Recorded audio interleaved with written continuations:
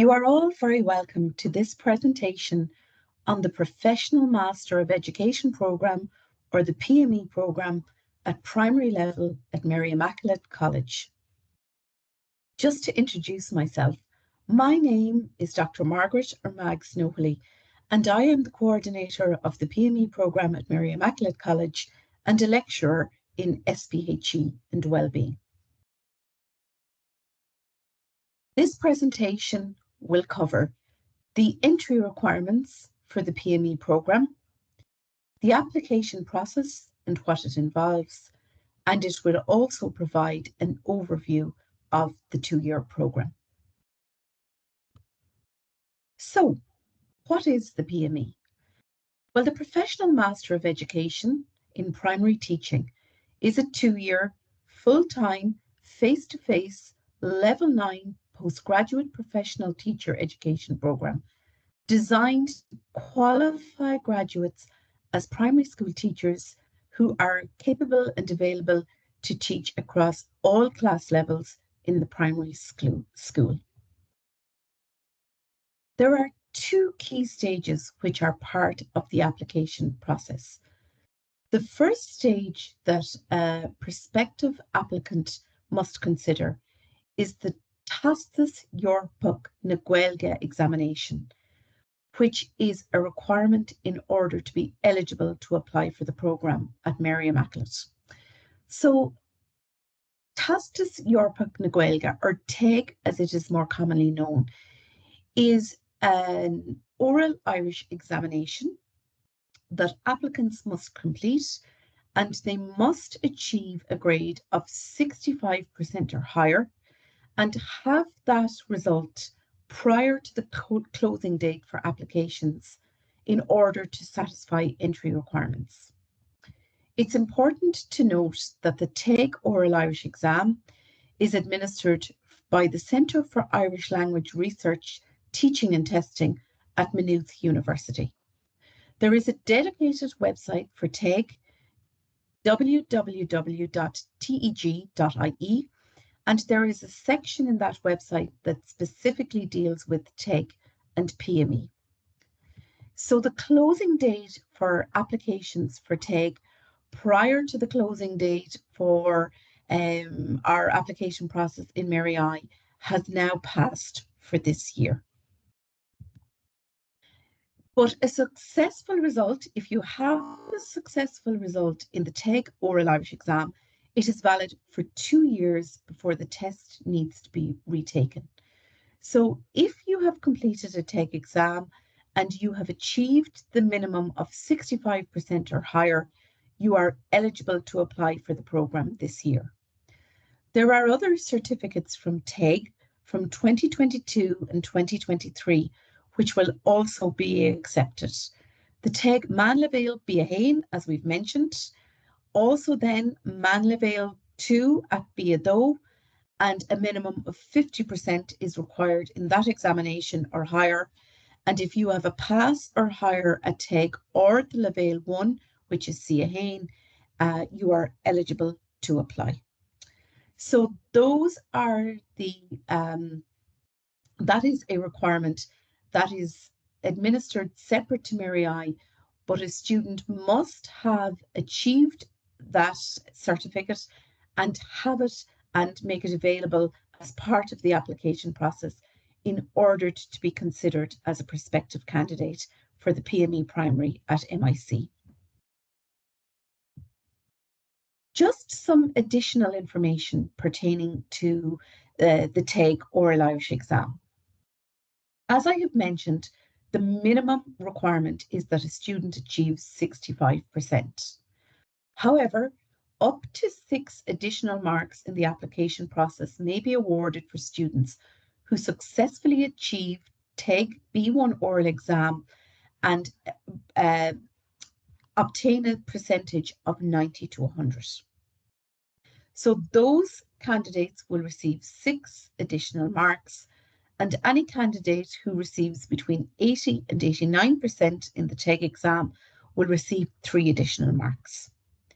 Applicants who complete TEG oral exam and obtain 65 to 79% do not receive any additional marks, but you are deemed eligible for the programme. If you have a TEG B2 or C1 certificate, you receive an additional 6 marks. Now, let's look to the Leaving Certificate requirements that an applicant must have in order to be eligible to apply for the 2024 intake. So the Department of Education outline what the Leaving Certificate minimum entry requirements are in the areas of English, Irish and Maths each year. So in order to be eligible to apply for the PME, an applicant must have a H4 in Irish, a H7 or O4 in English, and again a H7 or O4 in Maths. There are some alternatives in the areas of Irish and Maths to the Leaving Cert examination results, and I will outline where those alternatives are available on the website later in the session. So, the next intake for the PME primary programme at Mary I is September 2024, with 120 places available. Since last year, 2023, and up to and including 2025, an interview will no longer be part of the selection process from MIC, which was traditionally the case. It is replaced by an application and a points scoring system.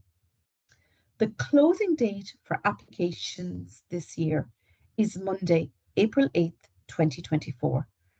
The application form, all of the details pertaining to the application process is all available on the Mary I website.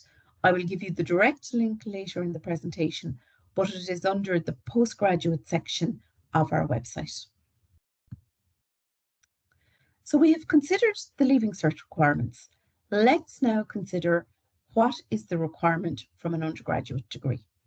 So the basic requirement for entry is an eligible honours bachelor degree at level 8 with a minimum 2-2 award. There is no hierarchy in terms of degrees. Once a student has an eligible honours bachelor degree at level 8, that is what is required in order to apply for the programme. If you are considering applying for the programme, but you have not yet completed your degree, perhaps you're in your final year, at the time of applying, what you do is you send the results of your most recently completed academic year, but not an Erasmus or equivalent year, to the college. In the case of degree courses assessed by grade point average or GPA, the most recent cumulative grade point average figure will be the relevant one. An applicant can be offered a provisional place on the course based on these results, but it is provisional to them being successful in their degree and their final degree examination. And those results must be processed to the college as soon as the student has them available to them. And if you are an applicant who already has the final results of your level 8 course, that is what you will be evaluated on. So, as I mentioned, the application process is based on a points scoring system. What are points awarded for? Well, points are awarded on 3 main categories. So the first category is performance in your level 8 bachelor's degree. The second category is any additional relevant academic qualifications you may have.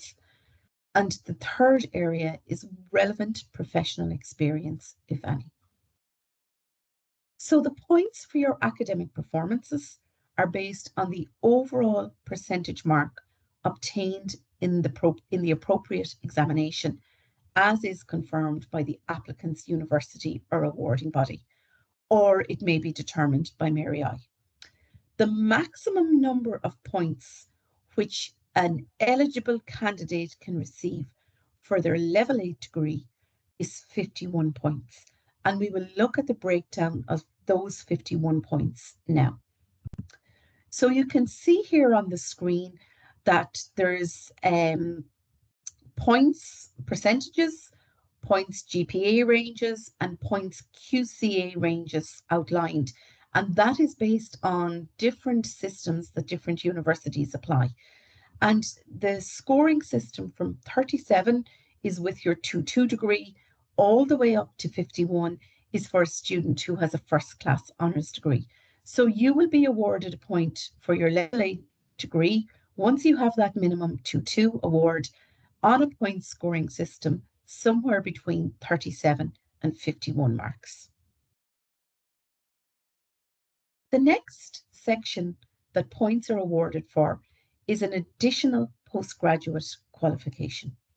So if a prospective applicant has a PhD, they will be awarded 10 additional points, a master's degree, 6 points, a higher or graduate diploma, 3 points, and a higher certificate, 1 point.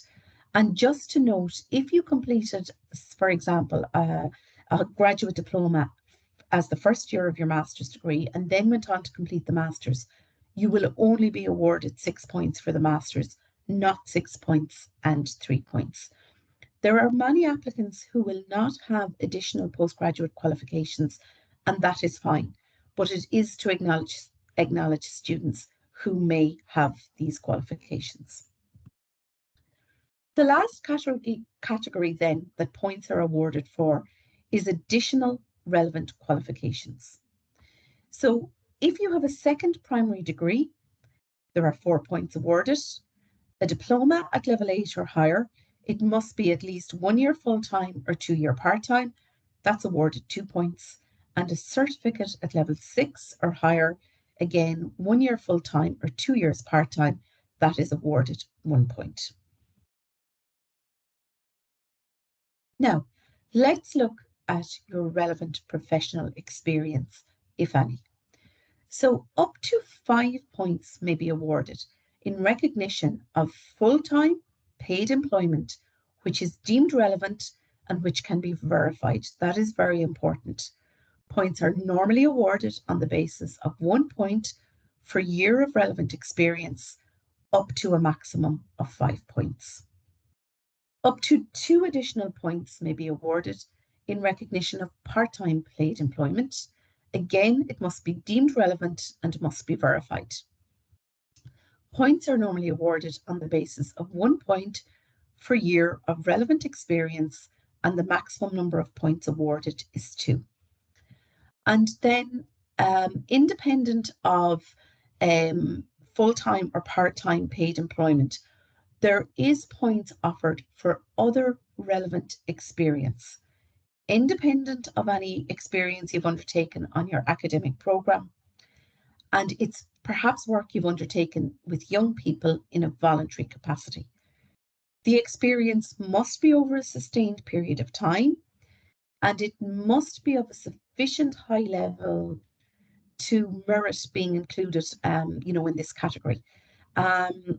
In recognition of the value of this experience, some additional points may be awarded. And again, it's a situation that will need to be verified. For example, you need to have a letter from the organisation you volunteered with, showing the start and the end date and, what contribution you made, for example, the description of the role that you undertook. So you can see there, as we said, there's 5 points for full-time experience or full-time paid experience, 2 points for part-time, full-time paid employment, and then 2 points again, normally for voluntary work. And normally with the voluntary work, it's 0.5 points per year of volunteering, and the maximum number of points awarded is 2. You can make a claim for points in any or all of these categories, and the maximum number of points you will be awarded is 9. Now, there is additional information available on the website for applicants applying for the programme this year. And in the additional information, there are examples of relevant professional experience that would be accepted for points purposes, including examples of voluntary work experience. And there are examples of situations that would not be accepted. So, for example, situations that may be accepted for full-time work experience in education would be full-time teaching in a school in another country, working as a full-time special needs assistant, a classroom assistant, or working in an institute for education designated by the Education Act of 1998, or teaching in a post-primary school as a qualified teacher. Examples of working with young people, for example, would be full-time employment as a sports coach, a youth organizer, a social worker, full-time employment in an early childhood setting, or full-time employment as a tutor in the arts, for example, music, drama, or visual arts. In voluntary work, it would be sustained volunteering as a sports coach, an arts tutor, a youth leader, etc. There also are examples of situations that are not accepted. And one example in terms of voluntary work that is mentioned there is childminding or babysitting. But you can have a look at that detailed information yourself, which I will show you is located on the website later in the session. Now, as I mentioned, there are 120 places available for the intake this September. There will be random selection applied if it is necessary to distinguish between applicants with equal points after evaluation of all of the applicants has been completed. If you wish to accept an offer of a place and you will be given a closing date by which you must accept an offer, you will have to pay a non-refundable deposit of €500, regardless of whether you are entitled to a grant or not. And my understanding is that that money may be reimbursed to you, but that will be at a later time. So I mentioned previously that there are some alternatives to a second level qualification in Irish, English and Maths. These are outlined by the Department of Education and they are available on the dedicated PME section of our website. So the direct link is there. When you go into the website, there are a number of different sections. There's a section that outlines the programme content. There's a section on how to apply. There's a section on frequently asked questions. So it's important that you interrogate each section in detail and you will find the necessary information housed across the PME section of our website. Just to give you a brief overview of our programme at MIC. So as I mentioned, this is a 2-year full-time face-to-face programme.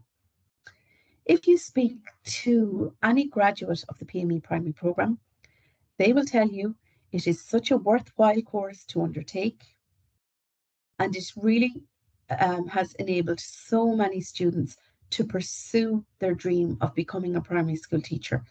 But it is fair to say that it is an intense course. There are a lot of hours, lecture hours in each week, and there are, a number of demanding requirements of students because there is such a focus on both theory and the practice of school placement across the course. The course is divided across 4 semesters. There are 2 semesters in each of the academic years. A core feature of the programme, as I mentioned, is school placement. So that is the practice of going out to schools and teaching in primary schools. And then each applicant to the programme, regardless or not of whether Irish is their primary language or the spoken language they use, they must complete 2 tréimhse sa Gaeltacht. So 2 blocks of 2 weeks in the Gaeltacht. The first block takes place in between semester 1 and semester 2 of first year, so early January of the first year of the programme, and the second block must be undertaken across the summer of first year, so before the student progresses into second year. Now, what the screen outlines is the modules that the student studies in each semester. So the modules are core modules and there are a small number of optional modules, as in you can take either module A or B. So you will see there in the initial semester, there's a lovely combination of theory and practice, exploration of lots of the subject areas of the primary school curriculum, balanced with your sociology, philosophy, and history of education, and there is a school placement block also where a student spends time teaching in a local primary school. You have the option in semester 1 to take one religious education module, either religious education, which supports you to teach religion in schools that are under Catholic denomination in Ireland, or ethical, multi-belief and values education. If a student wishes to take both modules, they may, but only one of the modules will go towards the credits the student receives that goes towards their overall QCA mark here in the college. In semester 2, there is again a balance between the theory and practice. There is an intense block of school placement in this semester again, at the end of the semester in April and May. And this is the semester where students are formally introduced to their research methods, because given that this is a level 9 postgraduate master's programme, there is a strong focus on research in the programme, and specifically focusing on practitioner-based research. You can see there then that the Gaeltacht modules are mentioned, and the student in studying Irish in the college has an option to take one of two modules: a module that supports them to teach Irish in an English medium school, or a module that supports them to teach Irish in a Gaelscoil or Scoilsa Gaeltacht. In semester 3, there is again a combination of theory and practice, a strong focus on child protection, professional and legal responsibilities, special educational needs, and working with parents as partners. And that is combined again with the practical subjects that support students to teach in a classroom at all class levels. In the 4th and final semester, there is an extended school placement where the student spends 12 weeks in a school, and there are 3 school placement modules within that 12 weeks. And then there is a Taishke module, which the student is preparing across the 2 years of the programme, but the culmination of that Taishke module is in the final semester. It combines professional learning, practice, and the research that the student has undertaken. So that just gives a very brief overview of the content of each semester. So as I have mentioned, there is a dedicated section of our website, and I really encourage you to familiarise yourself with the website and with all of the relevant subsections. And if you are applying for the course, all of the details on setting up your username, your ID, getting to access the application form itself, that's all done through our website. And I encourage you to start that process sooner rather than later.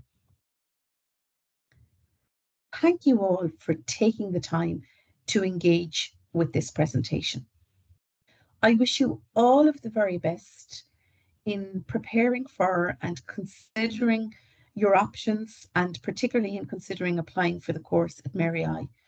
We certainly hope that you will join us, and we will look forward to having you as a student on our campus.